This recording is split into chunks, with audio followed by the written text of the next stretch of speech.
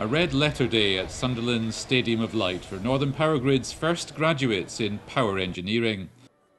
This first ceremony for Northern Powergrid was also Vice-Chancellor Peter Fiddler's last, after shaking 60,000 hands over the last 15 years. By the authority vested in me as Vice-Chancellor of the University of Sunderland, I now formally admit you to the degrees, diplomas and the certificates for which you have been presented here today. The Northern Powergrid trainees have successfully completed their foundation degree through Sunderland University and Tyne Metropolitan College.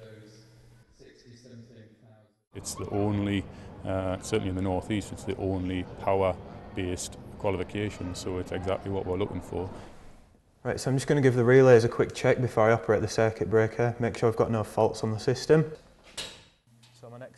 21-year-old Brad Farnell from Hull is going through his paces at Northern Powergrid's Castleford Training Centre. Remove my safety lock. The degree is a combination of both practical and theoretical work.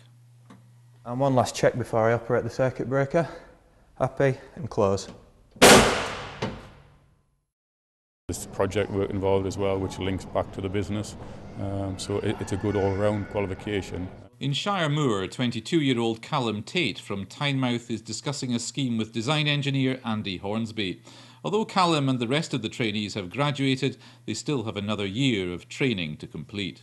We'll put them through the qualifications. They're not coming out with debt, so you've got a fairly happy person who's got a lot of loyalty to the business going forward. And they also get a day to remember graduating at the Stadium of Light. Relief, joy, whatever emotion you want.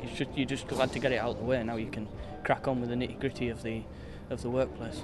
Relieved, very relieved. It's been quite hard work with working at the same time as well, and then having to go to college in between, working on a night, working on a weekend. So yeah, it's a big relief, big relief.